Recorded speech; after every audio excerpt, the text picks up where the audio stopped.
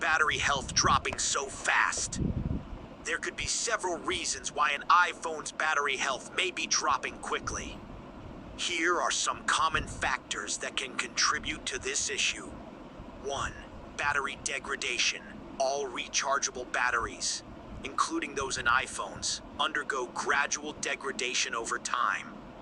As a battery gets older, it naturally becomes less efficient, leading to a decrease in its overall capacity and battery health. This is a normal part of a battery's life cycle. 2.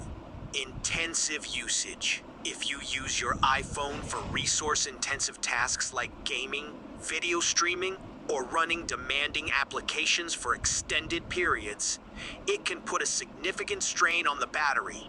Constantly pushing the device to its limits can lead to faster battery drainage and accelerated battery health decline. 3. Background apps and processes. Certain apps running in the background may consume a significant amount of power, even when you're not actively using them. It's a good practice to periodically check which apps are using the most battery power and consider closing or disabling them if they are not essential. 4. Software updates. Sometimes, after a software update, there can be unforeseen issues or bugs that affect battery performance. These issues are usually addressed by subsequent updates released by Apple. Keeping your iPhone's software up to date can help ensure that any known battery-related problems are resolved. 5. Environmental factors.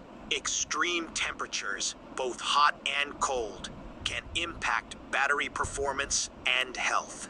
It's important to avoid exposing your iPhone to excessive heat or cold, as it can degrade the battery faster. 6. Battery draining settings. Certain settings on your iPhone, such as high screen brightness, push email, frequent location tracking, and background app refresh, can consume more power and result in faster battery drain. Adjusting these settings to be more conservative can help preserve battery life.